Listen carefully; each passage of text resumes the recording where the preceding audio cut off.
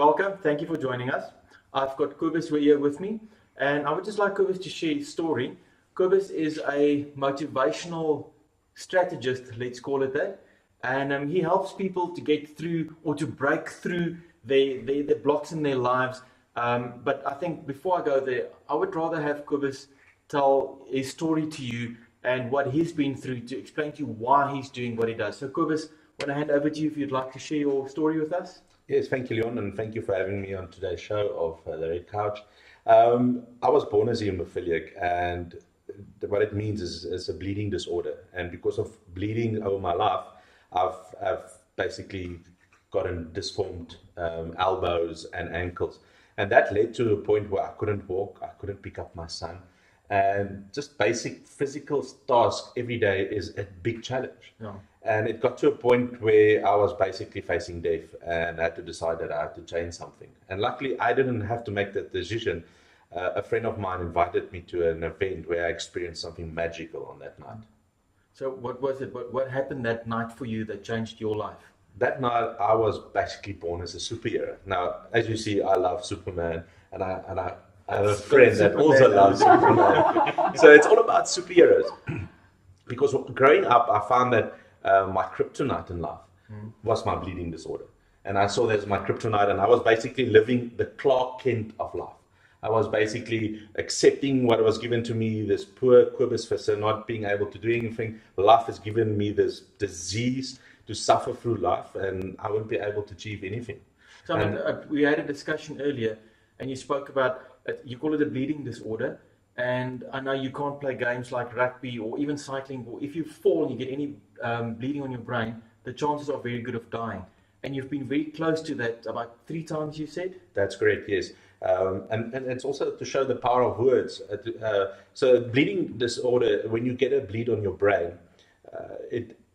it's the number 1 killer of all hemophiliacs. Okay. So it's basically, it swells the brain, and the chances of you dying, it's about 90 to 100%. And I survived that 3 times. But the last time was more significant for me, is that I went on holiday with my family to a place called Hartenbos. Yes. And we would after that go to my parents-in-law in Jeffreys Bay. And I said, I would rather go to a hospital than to go to Jeffreys Bay.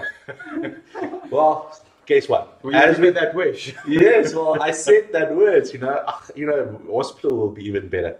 And as we traveled, I had this headache. And this headache just got worse and worse until we arrived at the parents-in-law. And that night I passed out. I went to the bathroom, I threw up, and that's one of the, how can I say? One of the signs. Signs, yes, that it is a head bleed, because you start throwing up and it's a headache. And I passed out, and my wife and everyone rushed me to the clinic, and the doctor just said, no, he must go to hospital. And they went to the hospital, and guess what? Over Christmas and New Year, where I spent my... In hospital, which is better than Jeffreys, eh? Yeah. I just realized how powerful words are. But yes, I faced death a few times, and I live with this, kryptonite of mine every day. And the only way that I overcome it is by either help people to discover their true potential or to walk over fire. And you were born with this. It's been there since childhood. Yes. So it's not something you got later in life. And you either you had 2 options. You could either live with this and blame what you were given by life, the cards you were dealt, and say, well, these are the cards I have. I'm going to die soon, or I'm going to die early. There's nothing I can do. Or you could take this disease and you could help it to help other people. And that's what you've done. That's correct, yes. Because some of my friends that I have hemophilia is already in wheelchairs. They can't walk. They have hip replacements, knee replacements. So I still find myself grateful for being able to walk. I'm 40 weeks now without my crutches.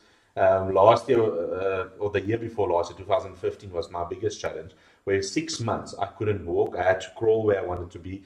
Just to get to the bathroom was a challenge. Just to get dressed was a challenge. And the only thing that got me through it was, the tools that I give people about changing their life. I apply those tools every single day. And that's my belief now. I only teach people what I apply in my life because I've gone through it and I know it works. Yes. And we spoke about, so you were born with this, you could live like that, but you decided to change it. Now, you speak about the tools you have, which you've used to change your life. What is it that you do? What is the process you go through when you help people to show them what they're actually capable of, and how easy it is to actually break through the barriers that they create for themselves? What do you do? What tools do you use for that? Okay, so one thing we teach, and one tool, it's basically the Firewalk. And the Firewalk, people ask why we want to work Firewalk. You know, it's 500 to 600 degrees Celsius. Aluminium melts at 250. Medical book says your flesh starts to get third-degree burns in 150. And yeah, we let people walk over fire. Now, what is the secret about it? Now, one of the secret is you have to change your state, change your physiology. You have to vibrate at the same frequency, if not higher than the fire, to be able to walk over the fire. So that one tool is you have to raise your energy, you have to raise your vibration.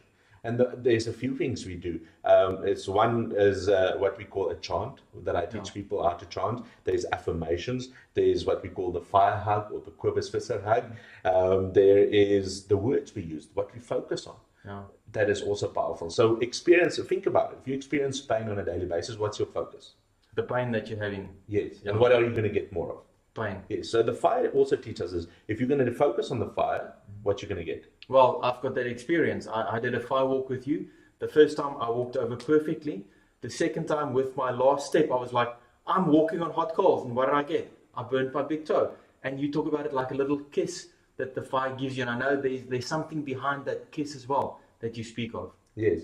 There's a lot of things that kiss can mean. One thing is the power of words. If it's just a kiss, it's going to always stay a kiss and it's not going to become something. Or some people decide they want to keep that kiss, because it becomes like their trophy. To think about it, you have a small little trophy that you can say that because I've walked on fire. I've walked on 500 to 600 degrees Celsius. So it's something to the mind. It's like an anchoring moment as well, because you will never forget that one moment that you walked on fire. It will be with you for the rest of your life. But I think it's kind of like that first time was fine. You walk over again, you kind of lose your respect for the fire, because there must be something about it. Because, I mean, you just walk over, so it can't be really 600 degrees.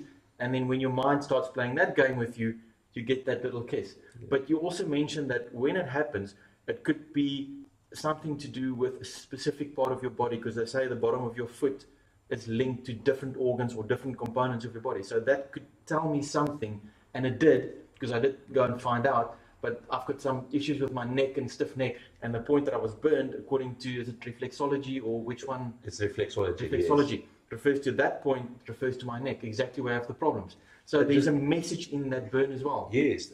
I remember the year I had hepatitis C and was also sick for a year, treatment and everything. And every time that I walked on the fire would sort of kiss me on that spot that represents my liver. And that's the amazing part about the fire. It's the teacher. It teaches you what you need to learn at that moment. Sure. Oh. And so with the firewalk, you talk about 600 degrees and stuff. What's the distance that you walk over that 600 degree fire? Okay, so for what we do for beginners is it's either the maximum is about 4 steps. So we don't make it too long for the people. It's just to give people that experience of walking on fire. So the longest I've done is a 40 feet. It's about 50 meters of a firewalk. The world record currently is 200 meters. Now imagine walking a rugby field one side and way back on fire. That's big. That's impressive. That is the world record.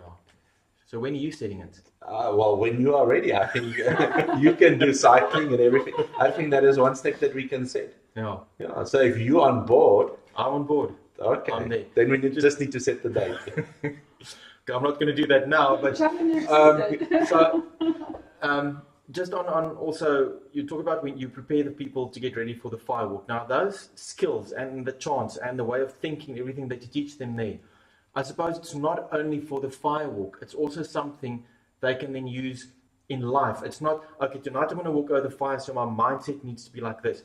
That fire, they can take away, and it becomes the big challenge they have, or like something that happens at work that day that they don't know how to go through. And if they apply that same approach, will that then help them, like the fire, to get through it or over it? That's correct. One of my big mentors, Tony Robbins, and I've had the experience, I set the goal, and 3 years later, guess what? I told myself 3 years, I'm going to be at Tony Robbins' event. Guess what? Less than 3 years I was at his event.